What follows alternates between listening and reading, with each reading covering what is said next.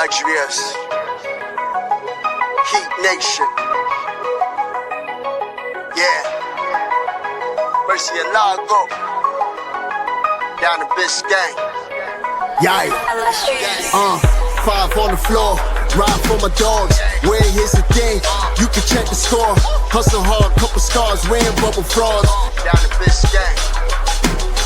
Kept the floor playing, got it all banned. Y'all seen the block, stop with one hand. And Pat we trust, it's about have the guts. We're here to bring the heat, y'all can hang it up.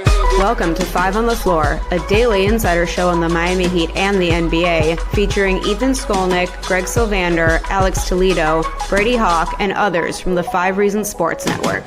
Also, make sure to subscribe to Off the Floor for the most heat anywhere.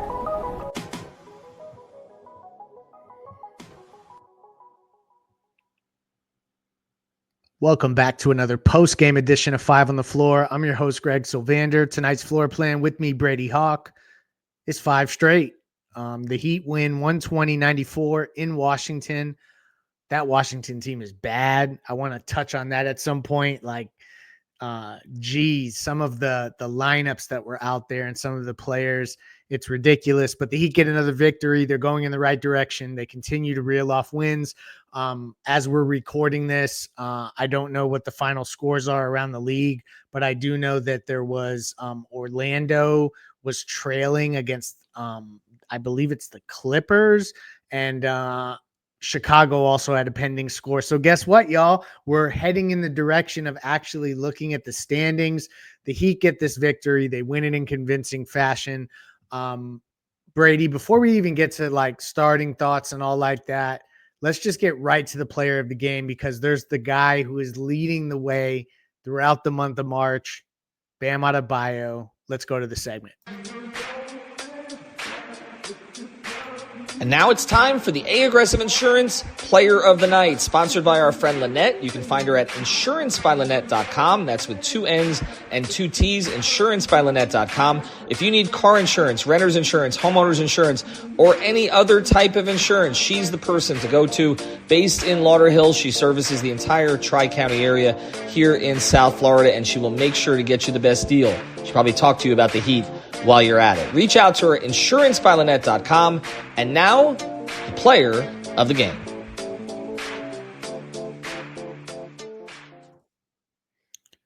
So an efficient night for Bam Adebayo. He was 11 of 19, 28 points, 12 rebounds, 5 assists, steal and a block. It was a definite all-around Bam Adebayo performance. We've been seeing these lately. The shooting has been up and down, frankly, but there's been a few monster performances mixed in, and he just looks more comfortable on the court. I can't hide from the fact that I feel like since the Jimmy Butler trade was executed, one player that's looked more comfortable has been Bam. Tonight he looked great. Your thoughts on his month of March as we record this, and we turn the page to April, which is a whole other playoff driven month for the Miami Heat and the NBA in general. But your thoughts on Bam tonight in his month of March? Yeah, I just feel like he's been super consistent. His point totals aren't always going to be 28 points like tonight. Like there's some games where it's maybe 13 or 14. But he's consistent in the way he's getting his buckets. He's consistent in the fact with his playmaking that I just feel like there was a lot of points where he'd have 5 or 6 in a game, 5 or 6 assists in a game, and it was mostly just like handoffs for Duncan or Tyler, and it was just kind of those type of assists. But this is real playmaking, half-court playmaking, where they're running things. Specifically, the one in my head is Pella, like a slip screen for Tyler, and he ends up back. Like he's just reading the half-court defense, and it's just needed right now because we talked about the way Tyler's being guarded and being pushed off the three-point line, so it's not as much of him playmaking in that realm. Tyler's had to turn that into hard attacks and just owning the paint and layups and floaters and all this stuff. And we'll get to him in a little bit. But yeah, Bam's just clicking right now. I mean, the mid-post stuff, the mid-range stuff, those little bunnies that he was missing at the start of the season where we were like, oh my God, the world's ending. Going in. We're just going in. Like the little push shots, the little like tap back ins, like those are just working. And like we said in the last post-game show, I like what we're seeing from Bam and Khalil together. I like what we're seeing from those minutes. There was the one play where it looked like Bam was shooting a mid-range and it ended up being kind of a lob to the right of the basket to Khalil. Yeah. Their connection is just building. Like you could just kind of see on nights like this where there is just a worse team on the other side, that they're just able to play with their food a little bit. Like they're able to kind of do what they want inside. And I'll specifically say, I thought more than anything, their defense, Khalil and Bam specifically, I thought that the only reason they got up by as much as they did early in the game and sustained it was because Bam and Khalil were just all over the place defensively around the rim. Like you said, this team is not very good. They were missing a ton of shots inside. They obviously weren't shooting well from outside. I think they Poole at 35. There was only one other double-digit scorer. So they were struggling to score, but I just thought Bam and Khalil specifically defensively were just roaming all over the place down low. So that's a positive, just seeing the way they're playing. Bam being confident, a confident offensive scorer again is important. And I mean, this is what you need when you have guys like Duncan and Wiggins out. I mean, two previous starters are not playing right now, and Davion, who's been mixed in. That's true. Once again, I'm not talking about the missing players in terms of the win, but I'm talking about in terms of Bam's role, like what he's needed to do. And I just like the way he's stepping up in playmaking and scoring. Yeah, and not making as many mistakes. I think just all around he looks comfortable, and that's a good sign for the Heat. I had his splits for the month of March here, but it's something like 21 and almost 10. The efficiency from 3-point land, I think, was around 39%, if I'm remembering correctly. I don't have it in front of me now because I've scrolled to something else, but he's just having a banner month, and I think that's something that will continue into the month of April. I think Bam and Tyler, and we're going to talk about Tyler next, they're taking this stretch personally to some degree. Like this is a little bit of a trial run of what a Bam and Tyler led team looks like. I know I said that on a recent show, and it has to be the reoccurring theme here. They're getting victories. Washington is awful. I mean, that team, they're sitting so many guys that I guess because they're rolling out specific players that they drafted high, they can say that they're making the claim that they're not tanking. But to me, when you have that many guys out, it looks like you are. Let's pivot. Actually, we'll go to the play of the night because that'll shout out somebody, and then I want to talk Tyler Herro because tonight was a game where he's not going to get a ton of fanfare, but I thought he did some really great things. But let's go to the play of the night. And now it's time for the X-Ray of the Play of the Day, brought to us by our friends over at Mobile C-Arm and Staffing Services.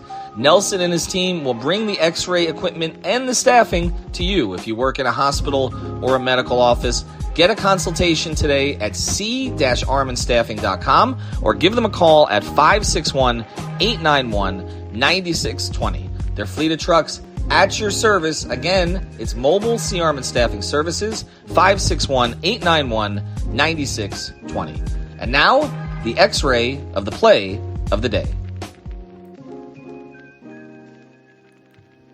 So Terry Rozier's had a rough season. We're all going to acknowledge that. I think he acknowledges that to some degree. Tonight, he had a good game. He was 5 of 11, 15 points, 6 assists with no turnovers, 5 rebounds. He tends to rebound well. But Terry Rozier had a play, I think it was in the third quarter, if I remember correctly, Brady, and he threw a lob to Jaime Jaquez, and it was electric. It was the play of the night to me. So tonight is a night that we get to celebrate a good Terry Rozier game. Recently, I think there was comments made, and I don't know where they were made, so I'm basically using unsubstantiated comments about him saying that he didn't feel like maybe his style of play fits with the Heat. I haven't verified that comment. Brady, if you know about that, please chime in. But other than that, tonight, he had a good game. I think it's worth calling that out. And Jaime looked good, who's another player who we kind of assumed was in the doghouse, wasn't in the 8-man rotation when Spo really scaled it back there a couple of those nights. He came out with a good game. That's my play of the night. Your thoughts on Terry Rozier and Jaime Jaquez, two guys who have struggled, who tonight looked a lot better. Yeah, the reason that's the play of the night is literally was 3 things that if you told me a week ago or 2 weeks ago that was happening, I wouldn't believe you. Like Terry Rozier on the floor throwing a lob to Jaime, and it pushed the lead to 20, and they sustained that lead. Like there was 3 things that I just don't feel like have happened a lot this season. But he definitely had a decent game. I liked, if you looked at the start of his stint where he came in over the first 7 minutes, he wasn't even almost looking to press the scoring button. Like I think he knows where he's at right now and what has transpired with his role and how he's performing. And he had like 3 or 4 assists in that first 7 minutes, and I don't think he had a shot attempt. He got to the line on the one in the open floor, and he went to the line. But other than that, he was not shooting. He had a couple nice pocket passes.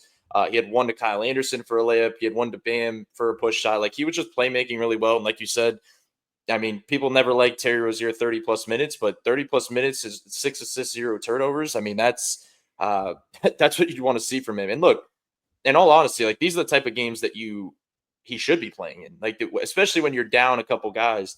But when you're playing a team like Washington, like, these are the type of games when Terry can just go out there and play freely and just play his game. The other games when you're playing some of these other teams that they have these past few games where you need Davion just go be a dog and just kind of, defensively make things ugly, play his role within the offense. But this is about as much of an open gym type game that you're going to see in the NBA. Like, this is just up and down type stuff. So Terry just fits this style. But like you said, I just thought he played under control. He did a lot of the right things. So credit to him in this game. Another guy I want to mention before we get to the next one is Pelle Larsson. I mean, just kind of continuing in his role to just, like, he put up basically the same stat line as he did a game ago. Like, right tonight, he has 15 points, 7 rebounds, 5 assists. He was everywhere. He's just everywhere defensively. Like, the stuff he's able to do. I know we're all worried about him kind of getting in foul trouble just because he's so physical. But he's been pretty good at that the last few games. He hasn't gotten to a ton of foul trouble. He stayed out on the floor for long stretches. He just looked good. I mean, 0-4 from 3. I mean, that'll come. I think that's kind of the next step where he kind of gets a quicker shot within the offense where they work on that specifically. But other than that, he was 7 of 9 from 2. I mean, he's just really active with his cutting, his movement. If you watch him in the half court, he is never just standing around. Like, he's not just waiting around in the corners. He is always slashing, moving, screening, doing something. So like, as we said in the last game, just to carry it over, I mean, he needs to be in the rotation. I just think with the point they're at in the season, it's fun to watch Pelle Larsson and Khalil Ware play major minutes for this team down the stretch of the year with the position that they're in. Yes, they're on a 5-game winning streak, and we could, however you feel about that, you feel about that. But like, as long as your 2 rookies are starting games and on the floor right now, you just can't be mad at that. I think it's good to see the way they're trending. It's crazy if we think about that and just take a moment and say it would be the last game of March and the 2 guys you drafted were going to start in a game and play as well. I mean, obviously Ware didn't play great overall, but he did have double-figure rebounds. It was a weird night of foul trouble for him. But just in general, the fact that Spo's trusting both of them to start is huge. To close the loop on Terry Rozier, the one thing I'll say about Terry, and I'm not saying that he's about to have some sort of comeback, because I do think that there is going to be a shortening of the rotation in the most important games, and he won't be included in that. That's my opinion. But Terry Rozier is streaky as hell. So to Brady's point, if there ever was a night where you could let him play free and see if maybe he gets a little bit of juice back where he's feeling confident enough to make plays and make shots, maybe you all of a sudden have at least a playable version of him, because I think that he had ultimately become unplayable to a degree. So we're going to count that as a victory as well. Kyle Lynn, we joked on playback that they said that he played running back in high school for a football running back. And to me, to think of Kyle Anderson slow-mo as a running back, that's funny to me. He had a great game as well. So wanted to give him a shout. Any other shout outs before we go to defending the house, where we're going to talk about the Heat's defense against the Washington Wizards? I mean, I don't know if we were going to circle back to Tyler, but I'll just mention him quickly. Because I mean, he, as much as we went right to Bam, I mean, he was pretty neck and neck with him with total numbers as the game went on. I mean, Bam came out with 16 points in the first quarter, and then Tyler kind of took over at certain points. But I'll say this because I mentioned last time, Tyler was 15 of 24 on over the last 4 games from 3. He was 0 of 6 tonight, and he still had 27 points, an efficient 27 points. So what that tells you is how good he is doing inside the arc right now. And the biggest number to me, 9 for 9 from the free throw line, like getting to the free throw line 9 times. And he's done that quite a few times this year, that like the sweep throughs, getting those and ones, getting people off their feet and jumping into them. He's like legit figured things out with finding ways to get the respect from the officials and find ways. It's not just running into guys like, guys like Jimmy used to do, where he'd just get a foul because he ran into the chest of you. Tyler's doing it by getting people off their feet, having to do it in different ways. And he's just been so effective around the basket. Like these finishes with the left hand, getting downhill, like he's not even looking for the screen anymore to get downhill. Like, other than the fact of him, making this jump with the free throw line, like one of the things we used to talk about more than anything was about him creating space and about his isolation play.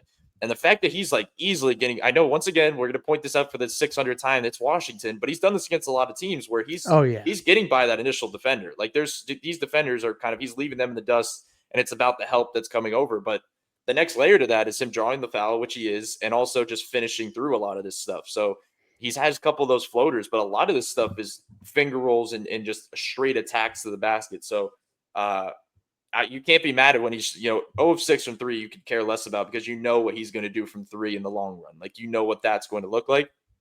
This other stuff's more promising to me. I just think he's playing a really good brand of basketball right now, and he also had 5 rebounds and 5 assists. He's another guy right now that's he's just playmaking well based off the coverages that he's seeing. Like this was different than what he saw in the last game. This wasn't the pure late doubles that he was seeing against I can't even remember who they played in this last game, but it was more so just stuff, off the run, off the catch. Like he's just doing things in a different manner that it's just an efficient version of himself right now. It's also the kind of stuff you need to do in the playoffs.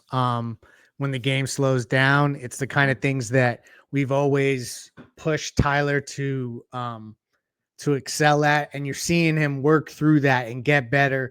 And to your point, like he, everyone has always talked about that he needs a screen, or he needs,